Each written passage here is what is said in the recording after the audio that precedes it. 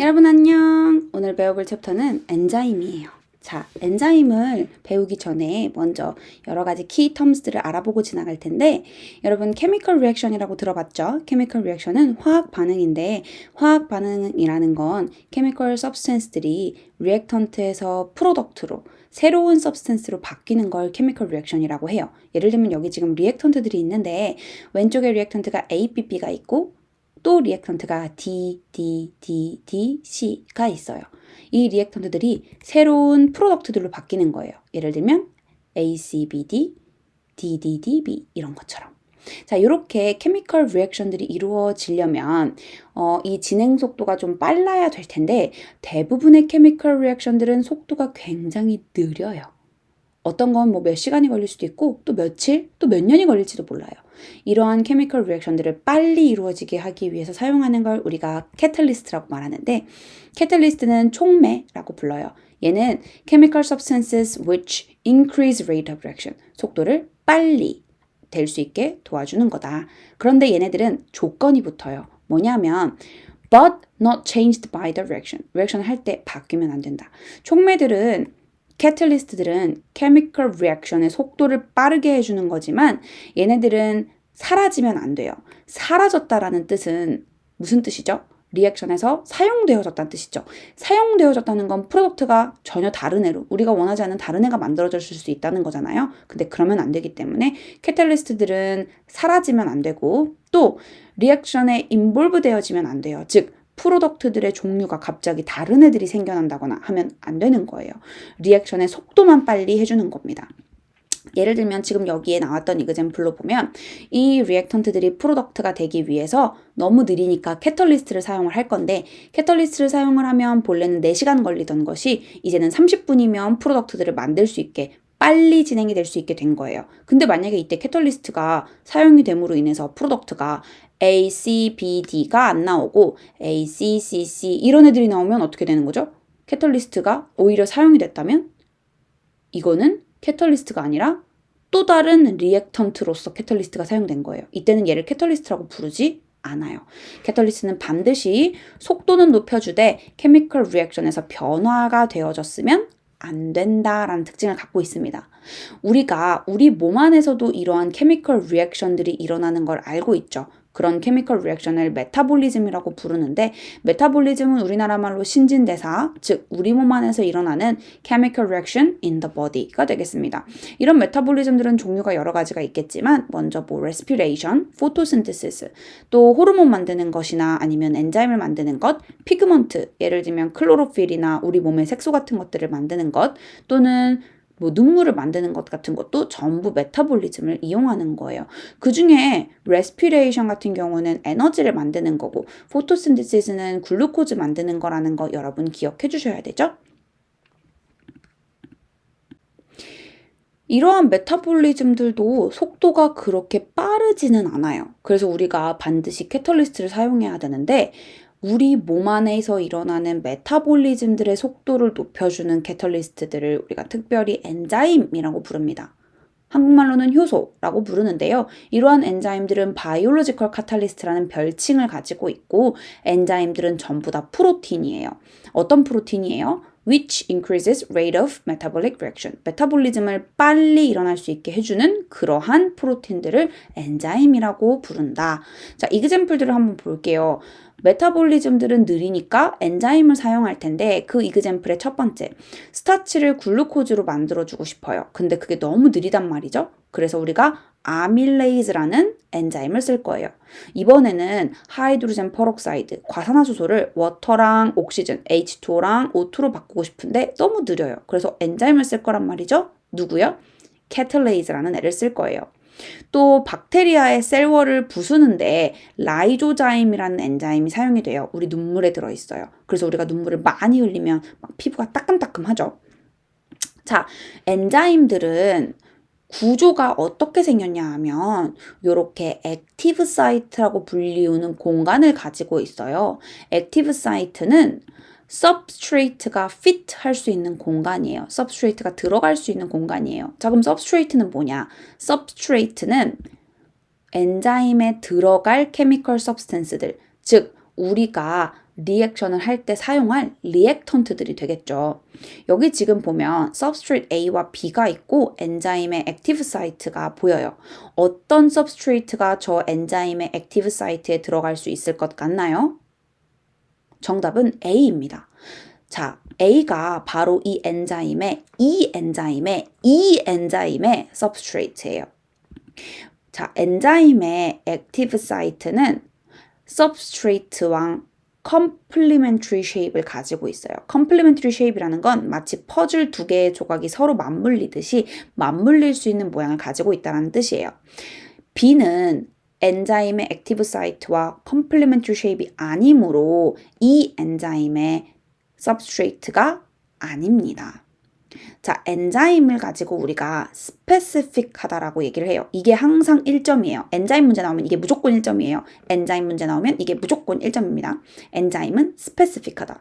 specific하다는 건 무슨 뜻이냐 하면 다른 엔자임들은 액티브 사이트 모양이 다 다르다는 뜻이에요. Different enzymes have different active site shape. 자, 액티브 사이트 모양이 다 다르기 때문에 어떤 substrate가 들어갈 수 있는지도 그때그때마다 다르겠죠. Shape of active site complementary to the substrate. 액티브 사이트의 모양은 substrate랑 complementary shape이다.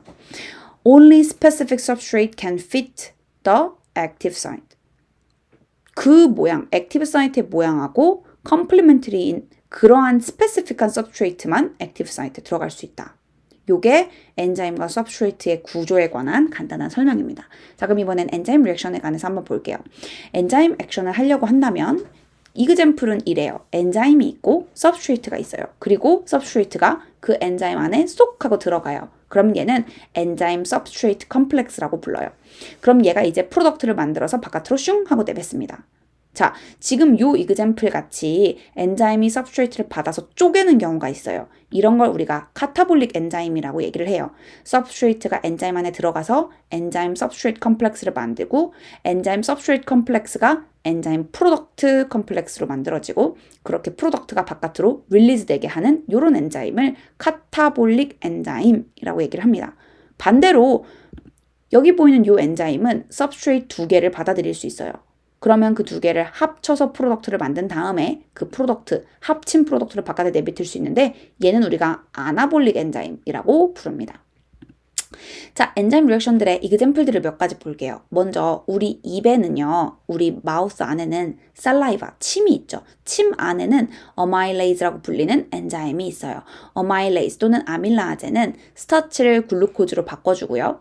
또 우리 스토머크 안에는 gastric juice가 나와요. 위산액이죠. 거기에는 HCl도 같이 들어가 있는데 그 gastric juice 안에는 펩신이라고 불리우는 엔자임이 들어가 있어요. 이 엔자임은 낮은 pH를 좋아해서 그래서 gastric juice 안에 HCl이 섞여 있는 거예요. 이 펩신이라는 엔자임은 프로틴을 펩타이드 또는 아미노 애시드로 바꿔준답니다. 또 우리 스몰 인테스틴에는 lipase, trypsin, maltase, amylase라는 엔자임들이 있어요. 리페이즈는 리피드를 패티애시드랑 글라이세롤로, 트립신은 펩타이드나 프로틴을 아미노애시드로, 몰테이즈나 어마일레이즈는 말토즈 또는 스타치를 글루코즈로 바꿔주는 역할을 한답니다. 자, 이번에는 denaturation of enzyme, 엔자임이 사망하셨습니다. 에 대해서 볼 거예요. 자, 엔자임은요, 본인이 원하는 스페시픽한 컨디션들이 있어요. 각각 다른 엔자임이라면 다른 컨디션들이 얘네들이 원하는 컨디션들이 다 달라요. 자, 이 컨디션에는 템퍼리처나 pH가 들어가는데 본인이 원하는 템퍼리처를 옵티멈 템퍼리처라고 하고 본인이 원하는 pH를 옵티멈 pH라고 해요. 옵티멈 템퍼리처는 the best temperature for enzyme to work, the fastest. 또는 the most effectively, 가장 효과적으로, 가장 빠르게 엔자임이 자신이 해야 하는 일을 할 수 있게끔 해주는 온도를 optimum temperature라고 하고요. 같은 종류의 pH를 optimum pH라고 부릅니다. Different enzymes have different optimum condition. 본인들이 원하는 optimum condition들이 엔자임들마다 다 달라요. 예를 들면 amylase는 pH 7을 좋아하지만 펩신, 우리 위에 있는 펩신은 pH 2.5를 좋아해서 HCl이 아까 gastric juice에 섞여 있었죠. amylase는 37도씨를 좋아하지만 펩신은 30도씨를 더 좋아해요. 자, 엔자임들이 프로틴이라고 우리가 얘기를 했었죠, 일전에. 프로틴들은 온도가 너무 높거나 또는 pH가 너무 높거나 온도가 너무 낮거나 pH가 너무 낮거나 본인이 원하는 옵티멈 컨디션이 아니라면 본인들의 구조, 모양이 바뀌게 돼요. 쉐입 체인지가 일어납니다. 이렇게 쉐입 체인지가 일어나는 것을 우리는 denatured, 사망하셨습니다. 라고 얘기를 하는데요. 이렇게 되면 더 이상 액티브 사이트에 substrate가 들어갈 수 없겠죠. 그러니까 엔자임이 본인의 일을 못하는 거예요. 정리하자면 엔자임은 본인이 원하는 옵티멈 컨디션이 있고 옵티멈 컨디션에서 너무 extreme하게 컨디션이 바뀌면 denatured 된다. 그러면 substrate가 fit 할 수 없고 엔자임 액티비티가 일어나지 않는다라고 합니다. 자, 근데 사실 우리가 가끔 이렇게 엔자임이 denatured 되는 것들을 오히려 역으로 이용해요. Sometimes we make use of this change in shape of protein. 왜? 우리 머리카락이 프로틴이거든요. 거기에 low pH 또는 high temperature를 주면요. 모양이 바뀌겠죠? 즉 머리카락 모양이 바뀌는 거예요. 그 상태에서 우리가 파마나 아니면 롤 같은 거를 이렇게 해놓으면은 머리 모양이 영구적으로 바뀌겠죠?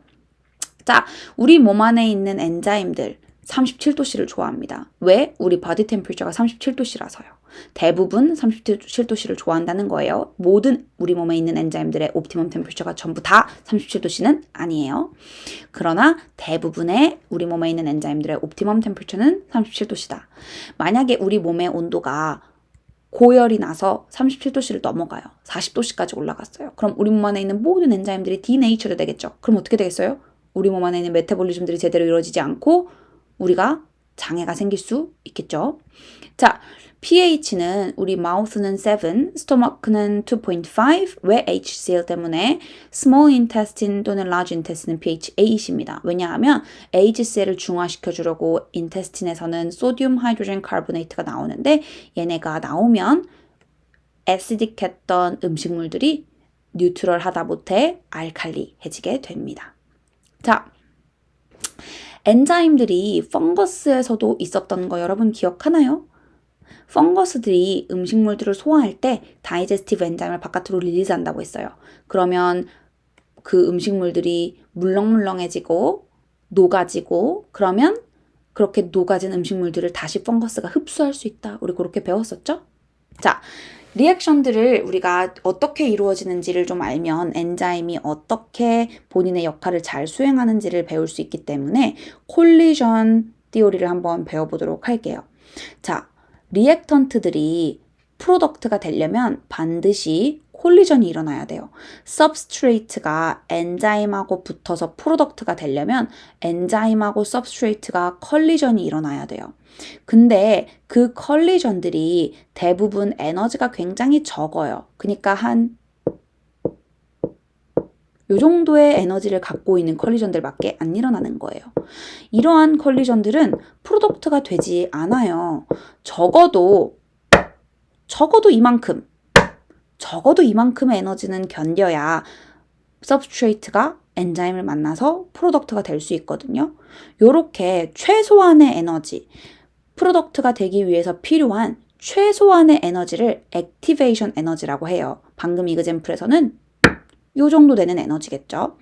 요런 에너지, 액티베이션 에너지 그 이상의 에너지를 갖고 있는 컬리전들만, 즉 요런 콜리전들 아니면 적어도 요런 콜리전 아니면 적어도 요런 콜리전들을 우리가 effective 콜리전이라고 해요. 그럼 그 전에 너무 에너지가 적었던 콜리전들, 요 정도의 콜리전은 effective 콜리전이 아니겠죠. 얘네들은 액티베이션 에너지보다 더 낮은 에너지를 가지고 있는 컬리전들이겠죠. 요 정도가 액티베이션 에너지, 요 액티베이션 에너지를 갖고 있는 컬리전이 effective 컬리전, 아니면 요거는 액티베이션 에너지보다 더 높은 에너지를 가지고 있는 컬리전, 이것도 effective 컬리전입니다. 자, 온도가 높아지면 파티클들이 가지고 있는 키네틱 에너지, 즉 운동 에너지도 증가해요. 운동 에너지가 증가하면 파티클들은 더 빨리 움직이고 더 많은 에너지를 가지고 움직일 수 있어요. 그럼 당연히 effective 컬리전도 많이 일어나겠죠? 고로 온도가 높으면 엔자임 리액션도 더 빨리 일어날 수 있다는 소리입니다. 자, 여기까지 얘기하면 우리 엔자임 챕터가 끝났어요. 수고하셨어요, 여러분. 안녕.